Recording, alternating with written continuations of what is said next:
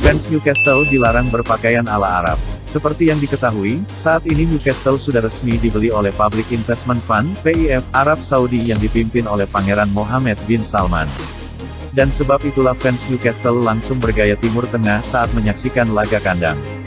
Tampaknya para fans Newcastle sangat menyambut baik terkait tim mereka yang diakuisisi oleh Pangeran Arab Saudi tersebut. Sokongan dana yang melimpah membuat Newcastle bisa membeli pemain manapun pada bursa transfer nanti. Jadi, tak heran jika supporter Newcastle menyambut baik bos baru mereka.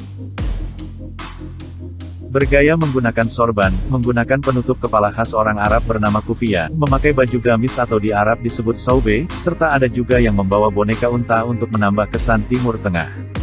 Jelas kehadiran para fans yang memakai atribut unik ala orang Arab Saudi itu menambah kemeriahan saat Newcastle menyambut Tottenham di St. James Park. Sayangnya laga tersebut berakhir pahit untuk Newcastle karena mereka kalah 2-3 dari Tottenham. Dengan kekalahan itu, Newcastle lantas kini menghuni peringkat ke-19 di klasemen Liga Inggris. Sementara Tottenham bertengger di posisi kelima. Perilaku fans dalam upaya meniru masyarakat Arab Saudi dan Timur Tengah dinilai sebagai tindakan rasis, ofensif, atau tidak peka budaya. Kick It Out siap menawarkan lokakarya pendidikan perihal topik tersebut di Newcastle. Ulah fans Newcastle itu juga mendapat perhatian tajam dari Federasi Sepak Bola Inggris. Para pejabat FA diklaim bakal bertindak apabila pihak klub tidak menangani masalah ini.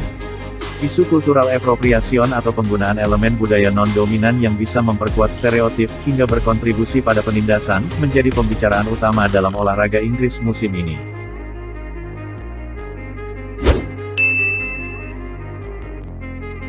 Aksi cantik Mohamed Salah melawan Atletico menaikkan derajat Liverpool. Sosok Mo Salah seakan tak pernah kehabisan bensin. Kini, ia menjadi pahlawan kemenangan Liverpool dengan gol yang dicetaknya ke gawang Atletico Madrid, Rabu tanggal 20 Oktober dini hari. Bahkan, aksi cantiknya itu seakan mengangkat derajat The Reds. Sebelum laga ini, Liverpool telah bersua Atletico sebanyak 6 kali. Sialnya, The Reds hanya mampu menang sekali dan sisanya berakhir dengan 2 hasil seri serta 3 kekalahan. Kemenangan Liverpool atas Atletico pun sudah lama, tepatnya pada Februari tahun 2010 dalam ajang Liga Eropa. Sesuai prediksi, pertandingan antara dua tim top ini berlangsung alot. Liverpool unggul 2-0 terlebih dahulu, lalu skor imbang jadi 2-2, hingga akhirnya The Reds membungkus kemenangan dengan skor 2-3. Liverpool unggul cepat lewat Mohamed Salah menit 8, disusul Naby Keita menit 13, Atletico menyamakan kedudukan melalui Antoine Griezmann di menit 20 dan 34. Skor 2-2 menunjukkan laga berlangsung ketat, sampai akhirnya Salah mencetak gol keduanya di menit 78 untuk membungkus kemenangan Liverpool. Hasil ini mengukuhkan Liverpool di puncak klasemen sementara. Atletico mengekor di peringkat 2. Bahkan, Salah turut memecahkan rekor sebagai pemain Liverpool pertama dalam sejarah yang sanggup mencetak gol di 9 laga berturut-turut di semua kompetisi. Ia juga menjadi pemain dalam sejarah Liverpool yang memiliki jumlah gol terbanyak di Liga Champions yaitu 31 gol. Lantas, bisakah Salah kembali menghadirkan kemenangan bagi Liverpool di pertemuan selanjutnya melawan Atletico yang akan digelar pada tanggal 4 November mendatang? Menarik dinantikan.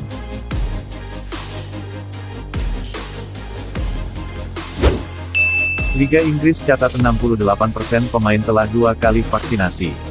Sebanyak 68% dari semua pemain Premier League telah menjalani vaksinasi dosis kedua. Sedangkan yang baru menjalani dosis pertama sebanyak 81%. Demikian dikutip BBC Sport. Angka tersebut menandai peningkatan besar dalam menyukseskan program vaksinasi di negara tersebut. Pada akhir September, hanya ada 7 klub di Liga Premier di mana lebih dari 50% pemain divaksinasi. Tingkat vaksinasi dikumpulkan oleh Liga Premier setiap minggu dan Liga terus bekerja dengan klub untuk mendorong vaksinasi di antara pemain dan staf klub, kata Liga. Penyerapan vaksin di kalangan pesepak bola profesional telah diperdebatkan panjang lebar, dengan beberapa pemain internasional Inggris memilih untuk tidak membahas status mereka awal bulan ini.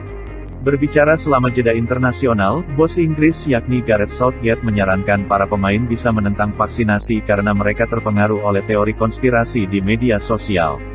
Mereka mungkin lebih rentan terhadap pandangan semacam itu. Dari apa yang saya lihat ada sedikit kebingungan di sekitar. Dan ada beberapa mereka memilih untuk divaksin atau tidak berbicara di depan umum tentang hal itu.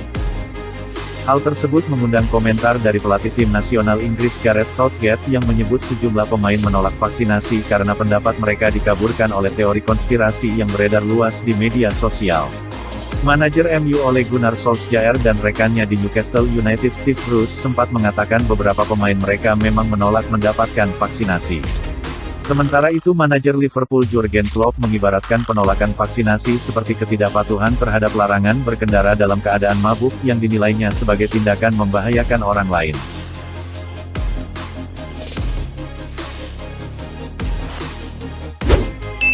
Hasil PSG melawan RB Leipzig, Messi jadi pahlawan kemenangan Les Parisiens. Kemenangan 3-2 Paris Saint-Germain atas RB Leipzig tidak lepas dari penampilan apik Lionel Messi dan Kylian Mbappe. Duel PSG RB Leipzig merupakan laga ketiga grup A Liga Champions yang dihelat di Stadion Parc des Princes pada Rabu tanggal 20 Oktober dini hari. 3 gol kemenangan PSG dicetak oleh Kylian Mbappe menit 9 dan Lionel Messi menit 67 ditambah penalti di menit 74. Meski hanya mencetak 1 gol, Kylian Mbappe tetap dinobatkan sebagai pemain terbaik laga tersebut. Sebab Mbappe juga terlibat dalam proses terjadinya 2 gol Lionel Messi. Gol pertama Messi pada menit ke-67 tidak lepas dari umpan silang datar Mbappe dari sisi kanan pertahanan Leipzig. Leipzig sebenarnya mencoba untuk menyerang pada 5 menit awal babak pertama. Tetapi, serangan mereka tak bisa diselesaikan dengan baik, berkat kinerja baik dari kiper PSG, Navas. Hal itu pun dimanfaatkan oleh PSG. Mereka sukses membangun skema serangan baik. Tim tamu akhirnya berhasil menyamakan kedudukan menit 28. Silva menjebol gawang PSG dengan tendangan first time, meneruskan umpan dari Angelino. Skor 3-2 untuk kemenangan PSG tetap tidak berubah hingga wasit Marco Guida meniupkan peluit tanda pertandingan berakhir. Berkat kemenangan ini, PSG masih kukuh di puncak klasemen grup A Liga Champions 2021-2022 dengan 7 poin. PSG unggul 1 angka dari Manchester City di tempat kedua. Di jalur top skor Liga Champions 2021-2022, Lionel Messi mulai menggeliat. Lionel Messi yang kini mengoleksi 3 gol, terpaut 3 bola dari top skor sementara Liga Champions, Sebastian Haller, Ajax Amsterdam. Selanjutnya, PSG dijadwalkan berhadapan dengan rivalnya di Perancis, Marseille. Diallo ingatkan Manchester United jangan remehkan Atalanta. Manchester United harus memaksimalkan status sebagai tuan rumah saat menjamu Atalanta dalam laga penyisihan grup F Liga Champions, Rabu tanggal 20 Oktober atau Kamis dini hari pukul 2 waktu Indonesia Barat. 3 poin harus diraih pasukan oleh Gunnar Solskjaer jika ingin memperbesar peluang lolos ke 16 besar. Saat ini Setan Merah masih terpuruk di posisi ketiga klasemen dengan raihan 3 poin dari 2 pertandingan. Nilai ini sama dengan penghuni urutan kedua Young Boys. Namun klub Swiss itu unggul selisih gol. Sebuah laga spesial bagi Amad Diallo. Sebelum berkostum Man United, pemuda 19 tahun itu membela Ladea. Ia jebolan akademi klub asal kota Bergamo itu. Ia menunjukkan respek pada ex-timnya. Dalam beberapa tahun terakhir, kubu tamu menjelma menjadi salah satu kekuatan baru di Italia. Pasukan biru hitam juga mulai kompetitif di Eropa. Pertama-tama, kami tidak boleh meremehkan Atalanta. Jika Anda meremehkan Atalanta, Anda membuat kesalahan besar, kata Diallo, dikutip dari Manutet.com, Selasa tanggal 19 Oktober lalu. Ia menilai skuad Orobiki memiliki pelatih dan pemain hebat. Wakil Serie A Italia itu, didukung para penggemar militan. Dari segi permainan, Dufan Zapata dan rekan-rekan gemar menekan tinggi. Menurut Diallo, Atalanta tak membiarkan setiap lawan nyaman mengalirkan bola. Secara khusus ia menyinggung 2 nama di Ladea yakni Robin Gosens dan Ruslan Malinovski. Ia masih berhubungan dengan rekan-rekannya di Italia. Diallo antusias untuk segera bertemu ex-timnya. Ia juga tak sabar segera membela The Red Devils di kompetisi terelit benua biru. Beban yang dipikulnya kian berat karena MU akan menghadapi tim Atalanta yang terlihat telah menemukan ritmenya. Karena beberapa laga terakhir MU banyak menelan kekalahan. Sementara tim Italia itu telah memenangkan 4 dari 6 pertandingan terakhir mereka di semua kompetisi dan tidak terkalahkan dalam perjalanan mereka musim ini. Mengingat performa bagus mereka akhir-akhir ini, tidak akan mengejutkan melihat Atalanta kembali ke Italia dengan hasil positif. Kita tunggu saja laga nanti malam.